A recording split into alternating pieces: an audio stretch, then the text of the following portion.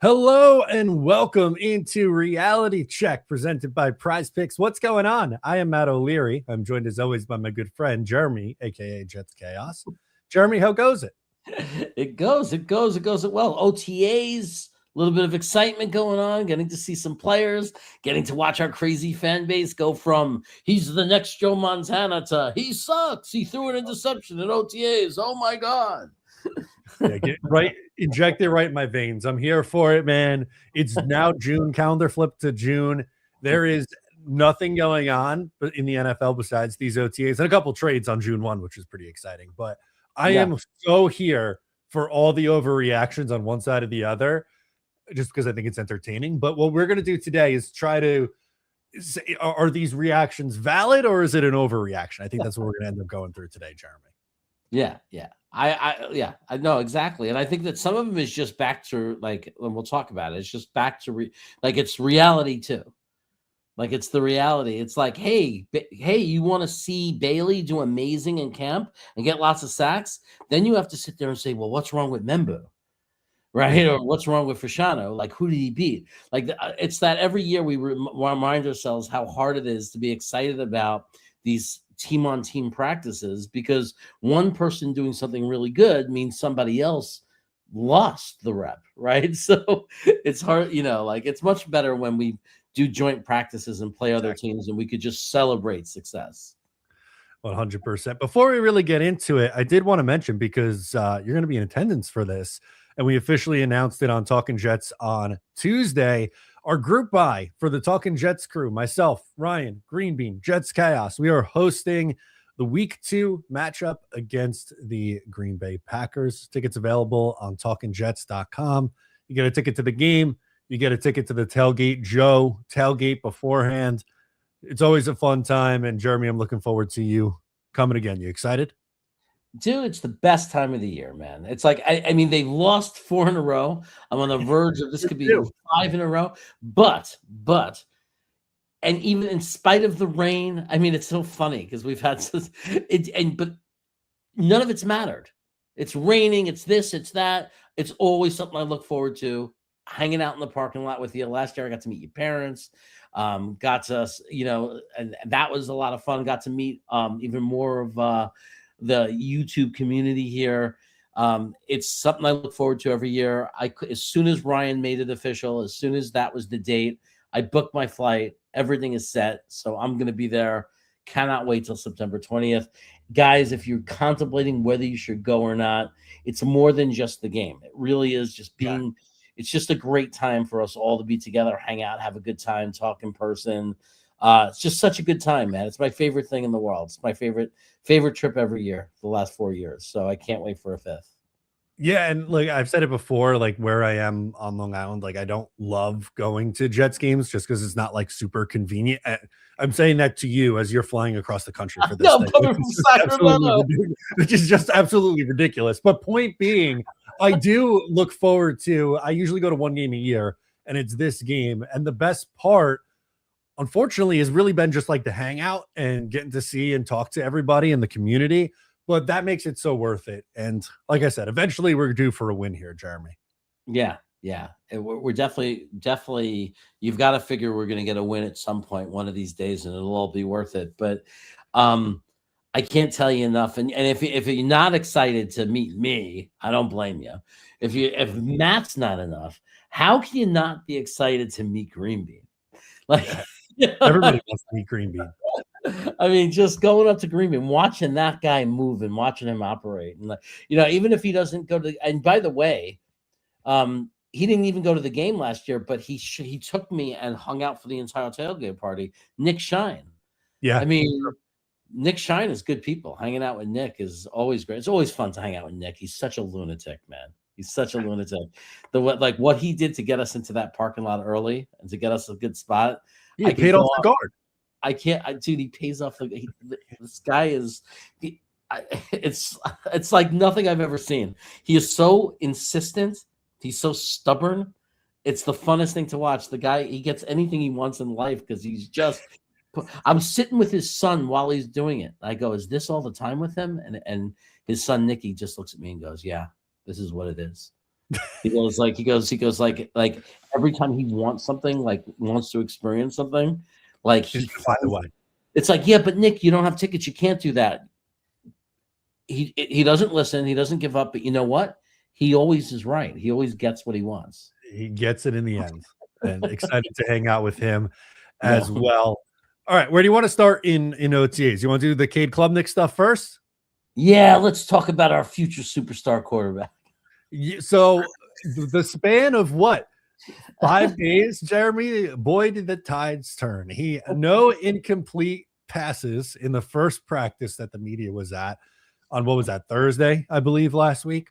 Yeah. Looks fantastic. Everyone hyped up. Then the completion percentage goes down. An interception on the practice the other day, and now the ship has gone all the way the other way. So what do we make of this, Jeremy? What we make of it is, to me, nothing. Because how many times have we been through both sides of the fence? Guy looks terrible in OTAs. He's a bust, ends up being a really good football player. Or a guy makes no noise at all. You don't hear about him. The season gets going, and oh my God, we have this really good football player, right? And then how many times is it you hear someone doing great, and then the season starts and they're terrible and nothing happens? I mean, Arian Smith last year, right? We heard in camp last year, they made you think we had a future superstar Pro Bowl wide receiver, right? And nothing happened during the season. I did not get excited when I hear ball never touched the ground.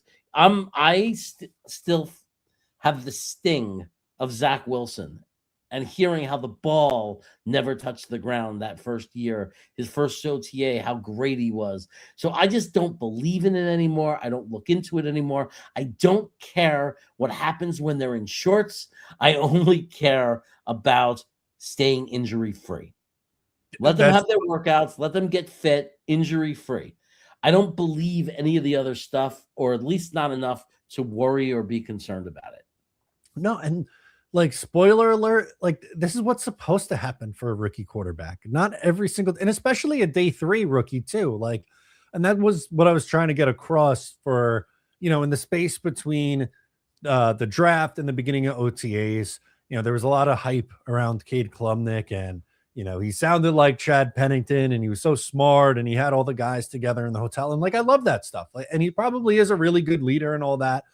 But for a day 3 rookie quarterback, there's going to be days where it doesn't look good. And like, that's the point. He's going through and learning what throws he can and can't make at the NFL level. It's a big adjustment. So, you know what? There are going to be some ugly days, and you kind of just have to live with that. And that's why he's not the starting quarterback this year, too. You know who else has thrown, not just in OTAs, but in actual real games, interceptions?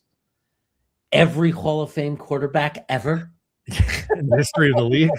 Like, every quarterback to ever play the game that you know of, significant careers, any of them, Patrick Mahomes right now, Josh Allen, Tom Brady, Peyton Manning, guess what they all have in common? They've all had interceptions, so it's like, he comes in, you're right. It's just like the kid just got drafted. It's like he's doing a deception. Who cares? It's like, you got to look at it and say, well, what was it? What was the cause? And that's the whole point Right. for him. Like, he throws the interception. They look at the film and they say, what happened? Was it a misread? Was it just an errant throw? Like, yes, that's part of the process. He's going to throw interceptions. What you're also looking for is just, I don't even care about the good passes either. Like, I know in shorts he's going to throw some beautiful looking passes. What we're really looking for is when the actual scrimmages start, and can he handle the speed of the game? Is he going to crumble? Like, when he plays another team, when we start doing joint practices, and then eventually, I'm also not going to overreact to any of that too, for the reasons you said, because we've seen quarterbacks, especially a 4th round pick, they might not be NFL ready. There's plenty of good NFL quarterbacks who have very good careers who didn't look very good their first few games or even their first season. No, yeah, absolutely. Boss Girl has a great comment in here too, saying the most important aspect of OTAs is building chemistry. That's Good important point. too. Yeah. Culture, building a culture. Like, you're bringing these guys together for the first time, as the new players coming in, and the cultures are really important. The chemistry is really important. All of the learning the new systems, feeling comfortable with the coaches. I mean, that's what we're, it's you may as well have a new coach at this point based on how, as far as how different it's going to be this year in new scheme defensively. I think the defense is going to feel and look very different. And then offensively, a complete restructuring of the offense with a whole new staff, new coordinator. It's not very different than having a completely new head coach. No, it's not. It's definitely not. And a new quarterback. And a new quarterback, right? And that's, you got to get, because timing is so important in offenses, right? Like the receiver and the quarterback's got to be on the same page. Obviously, they know the routes that they're running, but the timing of how these guys run their routes and where the ball placement's going to be, and like that's really what OTAs is about. There, yeah, there's no contact and it's not very physical, but you're kind of going through the motions. And I don't know, it's like in spring training for baseball, you're working on your fundamentals. It's the same thing. Right. And that's another thing. Me and Green Bean talk about it all the time, that a lot of fans don't completely understand. And it's like the same as baseball when a pitcher is working something in the minors. You don't look at their stats. They're not important because they're working on something. So you might have Membu looking like he's getting beats, but it's not him playing full on the way he's going to play in a game. He might be working on something. Like they might literally handicap themselves. I'm not going to move to the left, or I'm going to try to use, like they're trying a different technique, maybe something that if it's not ready, they're not going to do it in a game. They're just doing it because they're working on it. Sometimes you have a defensive edge. They're not doing their strength in practice. They're working on something new. So you're saying, oh, they're not doing enough. I'm nervous. He doesn't look good. But maybe he's not doing his best moves because he's working on a weaker move. Right. And that's why you're not seeing it. So we've all got to just stay really, really chill. Right. And not overanalyze any of this. Absolutely. Let's go to this comment from Matthew. They send in their 13th month membership. Thank you for being a member, Matthew. Says, why do we give other receivers grace for having terrible quarterback play, but talking about Arian Smith, the critics say he's a bust. Also, he was a rookie. Yes, he was a rookie, and he definitely deserves some leeway. I think the guy, at least speaking for myself, the guy that I give the most leeway to, talking about, his stats being impacted by quarterback play, is Garrett Wilson. And that's because he's the most proven. Like, I don't think, like, Arian Smith still has a lot to prove. I think that's part of the reason. Do you have an answer for this, Jeremy? I think they all deserve this. They all deserve grace for sure. Like A.D. Mitchell, I say the same thing about A.D. Mitchell. It's like, why has everyone decided he can't be a really good receiver in this league yet? He was in his second year at Indianapolis. He had some things go wrong. Like we've seen many receivers get off to a rough start in their career and develop into great football players. But yeah, Arian Smith, I hope I didn't imply before that I think he's a bust. I said that he looked great in preseason, then he was invisible during the year. And obviously that doesn't mean, and I will make clear that I'm not putting that only on him and saying because he is not a good football player. There's definitely tons of factors to why Arian Smith didn't make a big splash last year, other than potentially him not being a good player or a good enough player. It could have been, combine it with a bunch of things, bad quarterback play. Also, where was he on the depth chart as a receiver anyway? Right. Like, so how many looks did he really get anyway? So yeah, I don't think the jury is out on Arian Smith at all. I think that we're still wondering what Arian Smith could be. He certainly looks great in practice. Again, in OTAs, he looked good the other day. He's creating a lot of separation and he's looking really good. I think that one of the reasons why we needed a competent quarterback this year is not because, we're going to win the Super Bowl. It was because we need to really be able to evaluate these players. Yeah, no, that's a really good point. And I want to, before I say what I'm about to say, make it clear that I want Arian Smith to make this team because, he's a 4th round pick and I don't like the idea of lighting 4th round picks on fire. I did want to point out around this time last year during OTAs and early training camp, he looked really good and then got quiet. And now again in OTAs, he's looking good. I think part of that is because of the lack of contact. He's kind of a smaller receiver. And I think personally, when they get a little bit physical with him at the line of scrimmage, that's when he struggles a little bit. But with his speed, when it's, helmets and shorts, he's going to fly past people and make big plays. And I'm just hoping he could do it more consistently and be able to build that separation when things do get a little bit more physical when the pads go on in training camp. Yeah, I'm convinced that still for sure that we don't know. At the very least, there's still a really strong chance that he could still, no matter what, be a really good role player. In that, like, his role is that deep threat, open up the back of the defense, comes in certain situations, and just really creates a problem for the defense as far as going deep, right, and being this real threat that if they're not careful and you don't have a safety there protecting whoever covers them, he might outrun them, and it's just an easy 6 points. So I'm not convinced that he's not going to be able to do that. I just don't think we had a quarterback that gave us the answer last year. Right. Because even if he did go deep and he was open, we don't know because the quarterback just sat there and we refused to throw the ball.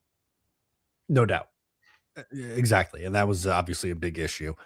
Another super chat from Matthew that I want to pull up. And then there's a little bit of Jets news, OTAs related, that I wanted to get into after this. Matthew says, Jeremy is a genius. Hey, there you go, Jeremy. The offseason is when you work on the parts of your game that is the weakest. I coach high school basketball, and I say that the offseason is when you grow the most. It's a great point.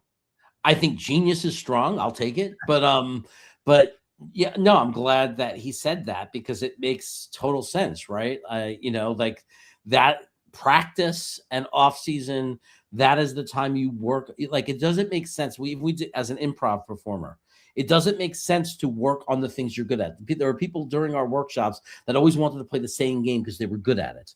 And I was like, well, how are you ever going to get better? Right. Like, you should want to work on the things you're not good at or that you need to grow in. Right. So, and we just don't know. We don't know what's going on in those fields and what they're working on. Some of them might just be warming up, getting back in shape. And for some of them, they might literally be focused on working on one skill, one thing. Right. And that's why we can't judge so much. And I think that we should learn just from past years. How many times do we put ourselves through this where we overanalyze what we're seeing on the field and practices? Constantly. It's been an issue for us, and you get either way too high or way too low on a certain player based on practice. Yeah, it's got to translate to these games. We did have some news though, Jeremy. Right before we started, I just noticed it a minute ago though, as we were going through this, but there's been a change at the kicker position.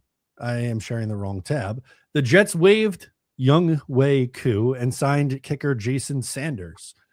wow. Would expect that it's Sanders versus Cade York from here on out. So it was a rough day the other day for Koo. Missed a couple, shanked a couple. Sanders was released by I believe it was with the Giants. Didn't kick last year, Jeremy, due to injury, but was with Miami from 2018 to 2024. Was an All-Pro in 2020 and hit at 90.2% in 2024 with the Dolphins. Nice. I worry more about kicker when we're really there as a team. You know what I mean? When the day comes that we're really, really like, oh my God, like when you become a playoff team, you have to have a kicker you can rely on because we've seen teams lose their whole season. We've lost our season over a kicker. Right. I'll never forget. We beat San Diego in the playoffs. We're a game away from the AFC championship game. And we get a kicker who can't kick a 30-yard field goal who we drafted in the second round. Right. So I am done but I'm not so worried this year. Like, just bring in these guys, find your kicker. I'm not going to panic over it this year, but at some point we got to figure it out. We got to figure out the kicker position. And we seem to do a really good job at finding kickers and then sending them off into the abyss, and then they become the best kickers in the NFL. We just need them to do it while they're here. That's exactly right. You need to do it when they're here. And I just wanted to toss out there. So the Jets, obviously, as we know, 3-win team from a year ago, but had a really good special teams unit. And that was why they won a couple of their games, was because of the special teams. Thinking of a couple that stand out from last year, specifically the Cleveland game. But moral of the story, if they went from Nick Folk, who was hitting at over 90%, and then went to a Cade York, whose career like 70%, like there's a lot of pressure on Darren Mushi and Aaron Glenn to win some games this year. So I don't think they could really afford to take a step back from their special teams unit. So I think it's important to have a strong kicker. As you mentioned, when you're a team that's a playoff team and really contending, it's that much more important. But when you can't really afford much wiggle room on the margins of error, it's important for that too. Yeah, and you know, how many times have we seen teams bring in a kicker? Guy gets hurt, they bring in a guy, and then he does great. 9 for 9 since joining the team 2 weeks ago. You know, like it's just the kind of position where there's no reason to panic about it because we just don't know until the season starts.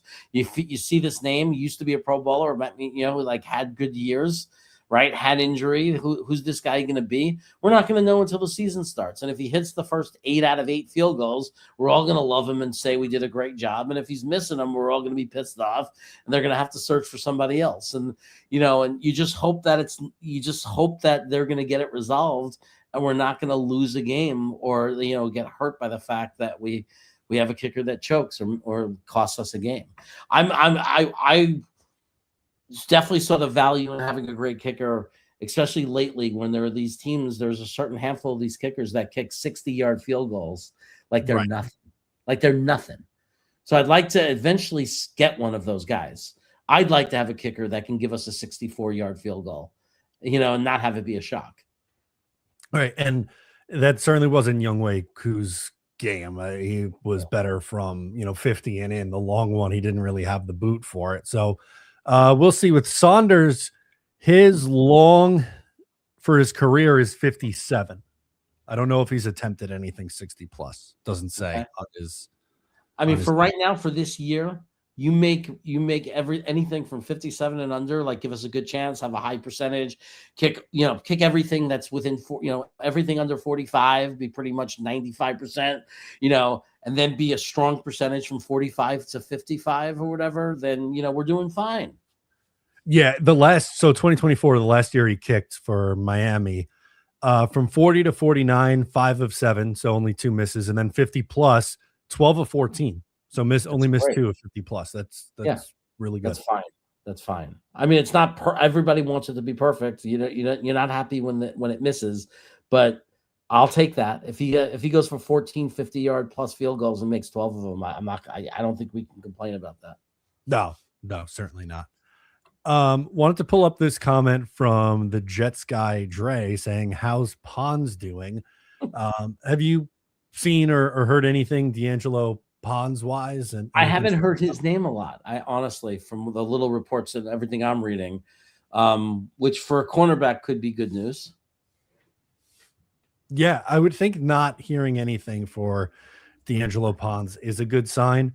They did say that they want to start him at inside corner and then work as we go on a little bit more at outside corner. That's really my biggest thing for D'Angelo this year, is to see where he ends up playing in this defense. Yeah. That is the question mark for him. That is the question mark. Like, what do they mean by hybrid? Does hybrid mean he's going to play the boundary and then move to the slot when we go nickel or when we go dime? Like, what does it mean? How much will he be on the field?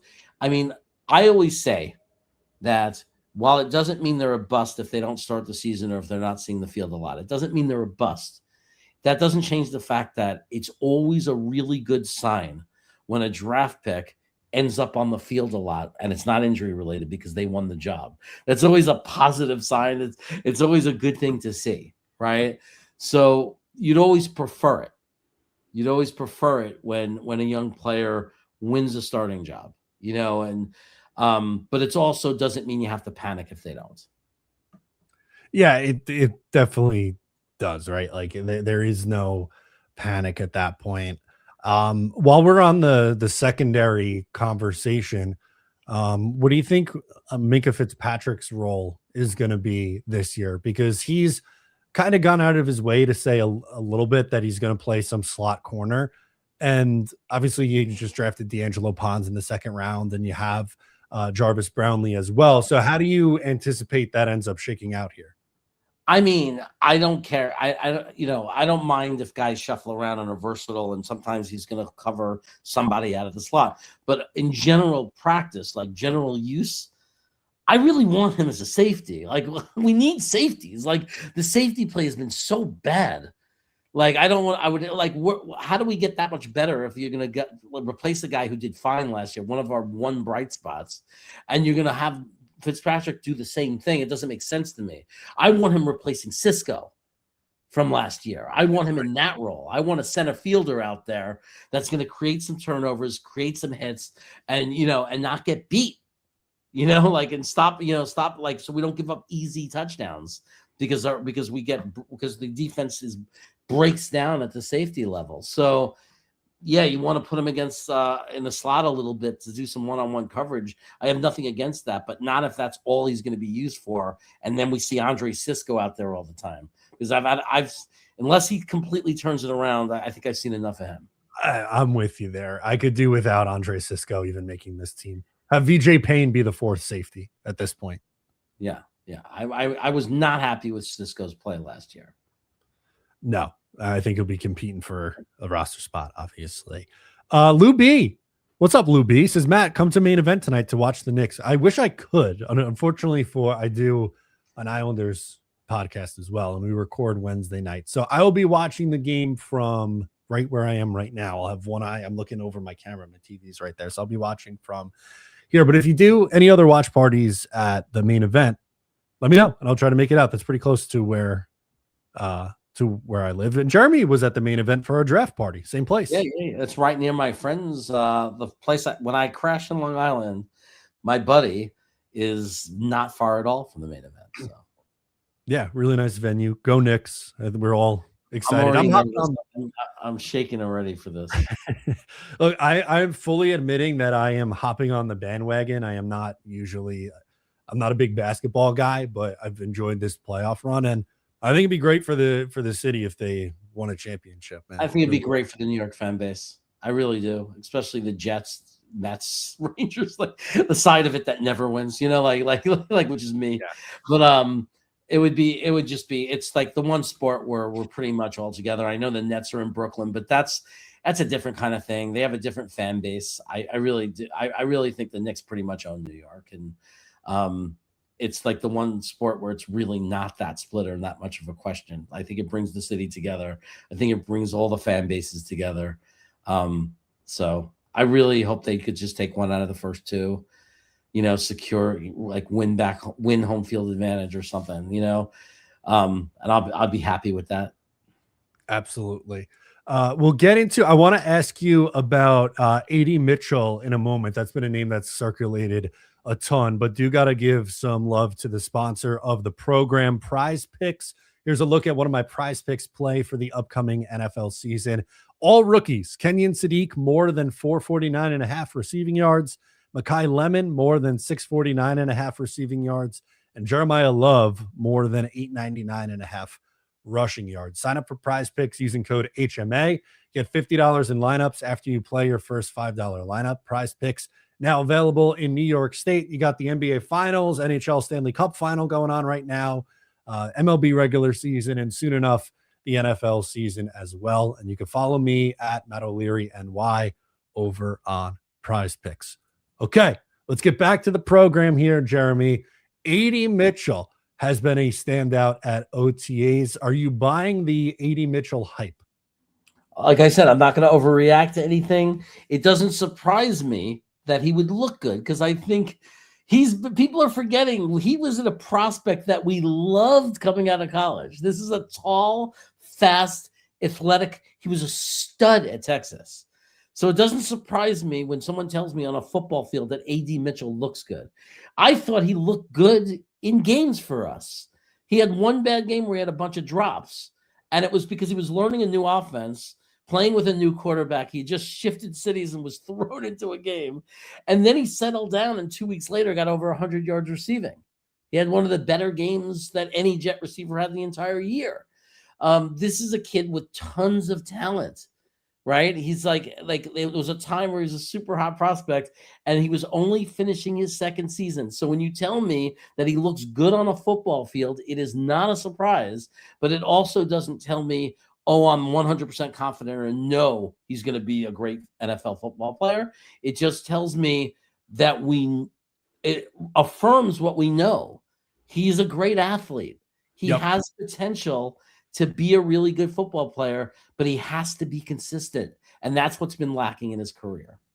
You really took the words out of my mouth. I was going to say, for me going into this year, what I want to see from AD Mitchell is the consistency, because I think there was flashes. Like if you look at his game logs from going over to the Jets, and as we know, the quarterback play obviously had a factor in this. We've said it. But, he had the 8 for 102 game against Atlanta where he had the big touchdown reception from Tyrod Taylor. He had another game where he went 6 for 58 in the touchdown. And then there were a few other games where, he had like 3 catches on 9 targets for 22 yards and then 1 catch on 6 targets. And, there's a couple, focus drops and things like that, factor in. My thing with AD, and I want him to, be the player that we all thought he could be coming out of Texas, because that just elevates this offense even more. I think early on in the season, we're going to see the Jets really rely on him as the number 2 option in the passing attack before these young guys in their rookie year, Omar Cooper and Kenyon Sadiq, kind of get up to speed. I think it'll be a little bit of a slow burn with those 2 guys. Yeah, we'll see. I mean, and unless we're pleasantly surprised, and I mean that by, like sometimes you just strike gold. Like you never know when it's gonna happen. You can't predict it. Like Sadiq or Cooper, like one of them, like you strike gold. It's just like that magical thing where it's like you hit, like like Minnesota did with Jefferson. Like it just happens. All of a sudden, Cooper comes out and he's unstoppable. It's the kind of thing you dream about. It's something you could rarely ever predict. Yeah, it definitely is a hard thing to predict there, but AD is, like you said, clearly a talented player. Um, was a high draft pick really not that long ago. Wasn't in Indy, was kind of buried on the depth chart. With the Jets, came in, had some flashes in the 8 games that he played, but then had Brady Cook as his quarterback for 5 of those 8 games. So we saw the numbers obviously take a bit of a hit there. So I would love for him to get the opportunity and not be buried. Like it'd be great. Yeah, Cooper looks great, so he starts right away. And then Garrett Wilson and AD Mitchell barely sees the field would be disappointing to me. Like I would love for this kid to get a chance before we just send him somewhere else and he becomes a 1,000-yard receiver for someone else because we never gave him a chance. I really want to see him with a legitimate quarterback have a chance to develop into a legitimate receiver, just so we know. Because can you imagine if he is the 100-yard receiver guy we saw? Like, what if he's really, really good? And now we have Cooper, him, and Garrett Wilson. And, that how amazing would that be? And Kenyon Sadiq. And Sadiq. But all is a throw-in from the Sauce Gardner trade. Like, I understand why they had to take Cooper. Because with AD Mitchell was too much of a question mark, and you got to be more sure about your number 2 receiver. So you had to take a shot at Omar Cooper and make sure you're trying to get your number 2 receiver for sure. But what if AD Mitchell really was a really good, great, or very good receiver and could have been a very good WR2 and Cooper? And now I want that problem. Give me too many good receivers. It's a great problem to have. And the good thing is, too, like their style of play doesn't really overlap. Like AD Mitchell's more of an outside, bigger receiver at his size, 6'2", 205, where Cooper, did most of his work over the middle of the field playing out of the slot. We know they like to get Garrett Wilson in the slot. So it's not like when they go to 11 personnel, hey, it's either AD Mitchell or Omar Cooper. No, both those guys are going to be on the field. And I'm sure they could move them around the formation a little bit and get them in, unique matchups. Yeah, it's great. And I love being able to, the other team doesn't know exactly who's going to run out of the slot, because slot corners, like the secondary, gets into rhythms with players. It's harder for them. If you're covering Garrett Wilson one play, and then you're playing Cooper, then you're covering Cooper the next play. And then they bring in Arian Smith and suddenly he's taking it deep or whatever it is. This is very difficult for a defense, for a defensive player. If I'm a player, I When I played even two-hand touch in Brooklyn in the street, I loved getting to cover my guy. I knew who he was. He was the kid that was my age, my size. We covered each other all the time. Growing up, like, when I had to cover someone new, it was harder. And if you're changing it and alternating plays every play, and now you're dealing with Garrett Wilson's strengths, and then suddenly it switches, and now you're playing Cooper, that's harder for a defender. So I like if we're moving it around and shuffling it around, and guys are hitting the field, running different routes, playing the slot, playing from the boundary. I like it. I love it. Yeah, versatility and being a little unpredictable on offense, that's allowed. I'm not used to that. I'm used to very stagnant, boring, dated offenses here, Jeremy. I know. I love it. I don't care about statistics. I care about winning. I care about scoring points. If we're scoring more points on average per game than we've been, and we're finally a decent, respectable offense, I don't care what the individual player statistics look like. That just has to take care of itself. But if it's balanced, so no one has enormous numbers, but everyone has solid numbers, and that's how we're doing it, I don't care. Yeah, doesn't matter. Don't matter to me. I'm with you. I wanted to pull up. I'm going back a little bit, but this was a good a comment that I missed from Paul O'Brien, and I wanted to get your take on this. He says, I think Sweat, meaning T'Vondre Sweat, could possibly have the biggest impact on the defense this year. Do you agree or disagree? I think there's a lot of logic to the statement, because what was our biggest weakness last year? They were running through our defensive line like it wasn't there.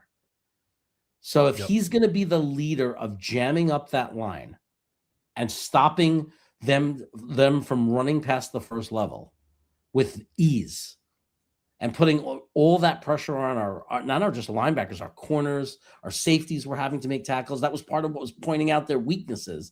Then yes, it could be one of those differences that nobody talks about. Like, it could be that impact that will never get recognized as much as it should, because it's on the line of scrimmage in the trenches, and a lot of times that goes unnoticed. But for the person who's watching the film, who's really paying attention, I think Paul has a really good point. Like, it could be like, even though he's not getting the flashy plays, he's the one that's really leading the solidification of the defense as far as run stopping. The only problem is will he play enough? Because he might be like very much a first down, sometimes second down guy, rotating out a lot, because they're going to be playing a lot of nickel, and I don't know if he's going to be in there when we're playing nickel. Right, and it depends on the usage, but he's a true nose tackle, which the Jets haven't had in a little while, at least a few years. Maybe Al Woods is only the most recent example that I could think of, but thinking like Steve McClendon, Chris Jenkins, guys like that. And it does really help against the run. And that was such a big issue. And, something that I believe it was Damian Woody, he was on a podcast recently, was talking about you have to earn the right to rush the passer. So everyone wants to talk about the defensive linemen and the edge rushers who get after the quarterback and put up 12 sacks, but you're not in those situations unless you can stop the run. So you gotta walk before you sprint, sort of a thing here. And doing the basics right and being able to stop the run is super important. And I think T'Vondre Sweat is going to help this defense a great deal in that department. Yeah, I mean, there's a reason we made the trade, and it was a win-win trade when you look at the kind of defenses both teams run. Like, it made sense. It was a logical trade. It was a win-win. It creates, it really fills a big void for us. And I don't think he's the only one we brought in for that. Like, I think we completely revamped this defense to stop the run. Oh, no doubt. Another guy I wanted to pull up, and maybe not as the biggest impact on the defense, but I've said it a bunch. I think I've said it on this show. I think David Onyemata is the most underrated addition the Jets have made this offseason. I think he is going to be one of those kind of like jack of all trades guys, not a superstar, but just a really solid starter that's going to do all the little things right in this defense. Yeah, guilty as charged. I think it's really, I think the biggest jump we could take as a team is we're going to go from one of the worst run stopping defenses I've ever seen. And it hasn't looked good for 2 years. It's been 2 years of terrible stopping the run. I think that might be the biggest improvement we see on the entire team. I certainly hope so. I really do. That would go a long way to improving this defense. Wild Chew says, can we talk about how Membu was owning David Bailey? Now, this is kind of the double-edged sword we were talking about earlier, where when you're going Yeah. up against your own guys, one guy's winning a rep, one guy's losing a rep. What's your take on this? Well, I read specifically about 2 reps in detail from Sabo, and one of them was very encouraging for Bailey. Like, he put a very good move on Membu, and created the pressure, but for the most part that Membu was handling him. I expected Membu to take a giant step forward, so I'm not gonna panic for Bailey because I was expecting a giant step from Membu. Membu had an incredible rookie season. Incredible. Like, and people have to understand how much you grow from your rookie year on through your career, especially at tackle, right? Like, I mean, you could say especially for any position, really, but it's it's not like you come in as a right or left tackle in the NFL and you're playing at your prime. No. There's a huge ramp up, and he started really high and was getting better as the year went by. So for Bailey to come in, it's not even the summer yet, and go against a guy who's going to ascend probably into an all-pro. I think he's going to ascend into an all-pro right tackle. I think very Really well. quick, whether it's this year or next year. I think it's going to happen really fast. I think we have a very special player in Membu, so I'm not going to panic about anybody not being able to succeed or look or really look great against them. It's also one, we got the whole camp that's going to come in the summer. So we've seen bad days, good days, where the defense looks better on one day and the offense looks, so there's a lot more to go. So I'm not going to panic about Bailey, but it feeds into my belief about Membu when I read something like this. Yeah, no, it definitely does. I think that's um, really going to help take this team to the next level. His play, right? If he's able to make that jump to being an all pro, really will do wonders for this offensive line. And, funny enough, you're talking about tackles not being an easy position to translate at the next level and it taking some time. You can make the case, same thing with edge rushers. Usually it's a couple of years before they finally hit their stride as well. So I do think David Bailey deserves some grace. Hey, it is only a handful of reps in OTAs, right? Look at all the look at all the look at the top 10 edges, right, for the last 15 years. Look at the guys who get over 15 sacks, 12 plus sacks or whatever. Look at all these good guys, right, that have been great edges over the last 15 years.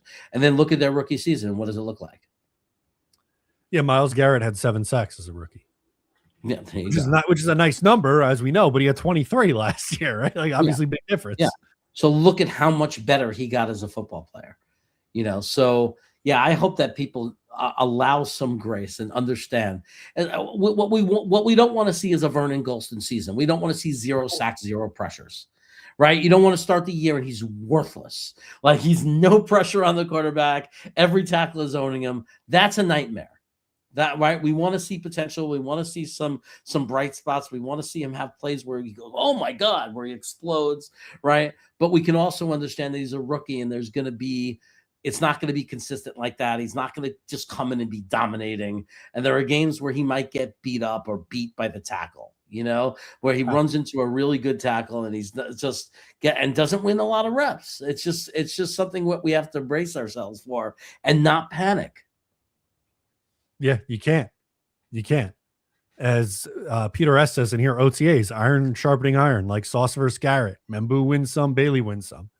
It's going to happen, and you got to live with that, and you got to be okay with it. Yeah, it's the hardest thing emotionally. I struggle with it, OTAs, because of it. I struggle with it, man, because every time you read something that somebody does something good, it usually means that somebody didn't do something so good. Yep, I'm with you. Kyle Clifton's hanging with us. What's up, Kyle? Says, as a rookie, Bailey has to be coached up to understand why he's not having success in reps versus the league's best. Yeah. Yeah, so you also got to feel it. Like, you got to experience it. So that it almost like gives you muscle memory of what you need to do to get good enough. Like, you come in and then you find out why you're not ready. Like, oh my God, these guys are really strong. He's beating me this way. This is what he's doing to me. He's getting hand position on me. And then the coaches work with you and you work with and realize what you have to do to stop losing those reps. So yeah, it's just part of the process. And also too, like OTAs and early training camp, is probably the worst on the trenches, both the offensive and defensive line, because there's really not a whole lot that they could do before it goes to full contact. It's very different in the 7-on-7s now versus 2 months from now during training camp. Yeah. Yeah. I mean, there's so much more time to go, so much more development to go, right? Even from what we're seeing right now to what we're going to be seeing by the time the year starts. And don't forget, we've seen guys evolve and grow literally from week 1 through to week 16, week 17. We've seen that happen. If just as a football fan, if you're following the career at all or watching the Chicago Bears, Loveland, their tight ends, what he was the first 5 games of the year to what he did at the end of the season for them was night and day. Huge difference. Right? A huge difference. And what did he have to learn? He takes some time sometimes. With him, it's actually they're going nuts because it took less than a season. By the end of the year, he figured it out, and they figured it out and how to utilize him. Probably wasn't all on him. It was probably the coach and the team and, just everything. They figured him out. Well, we have to understand that. It's like the OTAs, they haven't played an NFL game yet. So this is all why you just don't overreact. You can't overreact to it. Another good question in here from Wild Shoe or Wild Wave says, how confident are you all in the linebacker room? Seems we are relying a lot on a 37-year-old. You're damn right you're relying a lot on Demario Davis, because I think it gets pretty sketchy after that, Jeremy. Like, what version of Jamie Sherwood are we getting this year? And beyond that, I don't feel great about the linebacker room. It's probably the room that's definitively going to be almost for sure going to be the most different in 2 years from now. You go 2 years from now, there might be one left. 3 years, there's I don't think there's going to be a name you recognize in that room to today. There's going to be no overlap. So it is the room that was probably one of the most neglected over this offseason, knowing that we didn't have enough picks or this roster was so stripped down to nothing that it was probably where they took the most sacrifice. So as far as because you couldn't fix everything in 1 year. He's a Band-Aid, right? We have a 37-year-old Band-Aid. That's what we have. And the hope that Sherwood is going to be better in the number 2 role as a linebacker too. All of that is on hope. And the reality is, in 2 years from now, in 2 offseason, on this very show, when if we're talking about the linebacker room, it's probably going to be a room that doesn't have any names. Maybe one of the young guys is still on the team. So it's going to be a completely different room. And yes, it is. I don't have a lot of confidence in it because of, I'm not panicking that he's going to get hurt because he's been really good and reliable.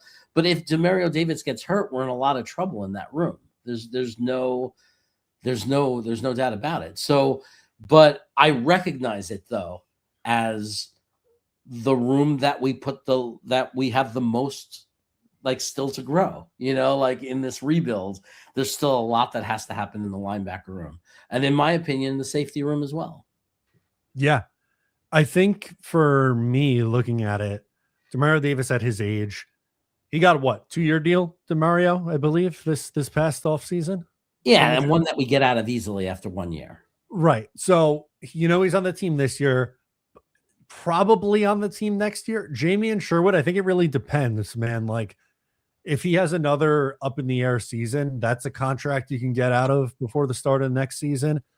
So, like you said, 2 years from now, when we're doing this in 2028, it's probably a young guy that you drafted in 2027 or someone you got in free agency or a guy you took in 2028, because I just don't think there's a lot of long-term answers here. I think Demario is a Band-Aid, which is fine. I don't mean that as a slight against Demario. You need good veterans in here.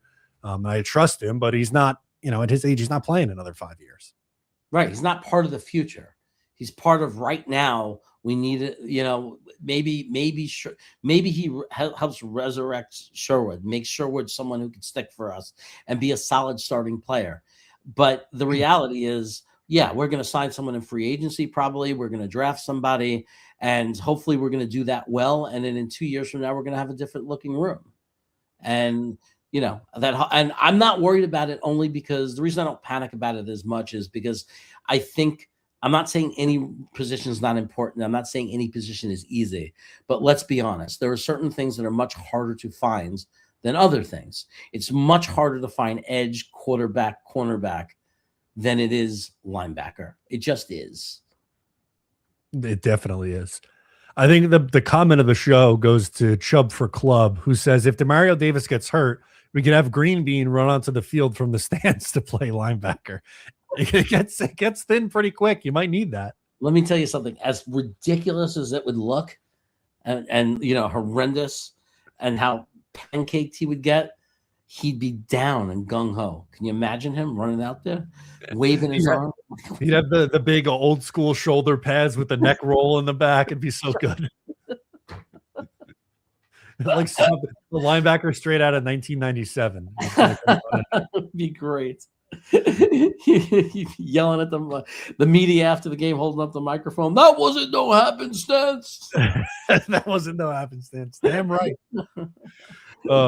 I've been training for this my whole life. He's gonna get stretchered off after 3 plays, but it'll be worth it. Oh, he'd definitely go out on a stretcher. Can you imagine him trying to tackle a running back? A little thumb up as he's getting carted off the field. Milk thumbs.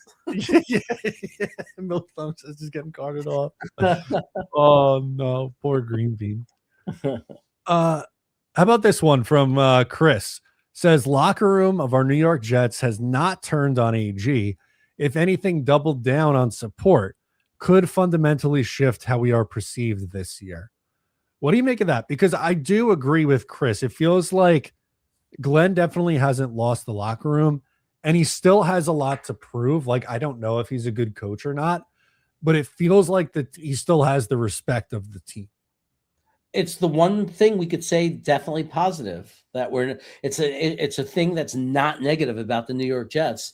As much as people want to beat him up as a coach, if you hate him, you want to fire, whatever people want to say about him, there's no evidence at all that he's lost this team. Everything points to the opposite. Every player that's come here has free agency that's here has said positive things. Other coaches that have come here to be assistants have said positive things. Everybody's been saying, I'm glad and I'm excited and I came here to play with them. Whether you want to believe them or not doesn't matter. But the reality is, the evidence is that's the perception and the perspective of the players, and even the players we have on the team, is very positive. The report card that they did last year was very positive. Everything's been, we like playing for this guy. We believe in this guy. Right? Now, is he a good coach on the field? Is he fundamentally going to be a good coach? Is he going to run the team the right way? He has a lot to prove. But one problem we do not have is we don't have a coach that blatantly in the media has lost the respect of this team or has lost the locker room. No. And look, last year was an abject of disaster, and they were an embarrassing 3-win team. But I think even around the league, Glenn still has respect. And that point being made by like all the things David Onimana had to say about about Aaron Glenn when he signed with the Jets. And Minka Fitzpatrick this week hyped him up and was talking about how he loves playing for Aaron Glenn. And, because Glenn, both played defensive back, and he's learned a lot from Aaron Glenn and all that stuff. Like, the fact that he was a player and went through it, I feel like he's very relatable to them. And I'm rooting really hard for Aaron Glenn because I think he's a good guy and obviously a Jets legend. And, I just think he's got to prove it now. And the wins have to start showing up in the win-loss column. Yeah. I mean, that's what it is. And people want to beat up on people once they don't like them for everything, but you can't. There's no argument anybody can make that has any concrete evidence or anything that makes the statement that he's not, that he's lost this locker room. Like, there's nothing that backs that up at all. So I think it's a good comment from CB. And I think it's like, it's one of those, yes, it could be worse. Your team could go 3-14, and it could be that the team is clearly given up on their coach and he's lost the locker room. And we're not having that issue right now. So right now, that's one thing that we could be positive about. It's like the Adam Gase, Greg Williams 2020 disaster when everyone quit on the team like 3 weeks into that season. I mean, and Salah lost the locker room. Yeah, true. Right? We had trouble with our offense with LaFleur. Like there were issues where they were saying he lost the locker room. There was like it's turning out that those things that we didn't know if were true or not, it's certainly turning out to look true. That we were a circus for the last few years. You know, we were a circus, that locker room. So, and when people point fingers at different places of why, you know, that was the case. You know, one of the things we need to do is we need to have the owner not be involved, because it does depower, or you know what I mean? It does harm the coach when the owner sticks his hands in and meddles. It definitely is not a good look, and it does cause a rift in the locker room when the things like that happen. Absolutely. All right, guys, that does it for us on this episode of Reality Check. Thank you for hanging out with Jeremy and myself. We'll be back next Wednesday at 3:00. For Jeremy, I'm Matt O'Leary. We'll talk to you guys next week. Go Jets. Bye.